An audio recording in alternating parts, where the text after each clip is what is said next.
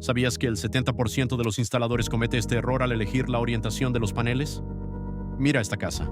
Antes tenía los paneles instalados en forma horizontal con sus bases alrededor del terreno y ahora aparecen en forma vertical pegados directamente a la pared. Este cambio no es estético, es funcional. Los paneles verticales en pared se usan cuando no hay espacio horizontal suficiente o cuando se busca aprovechar una fachada con buena exposición solar. Pero tiene su riesgo.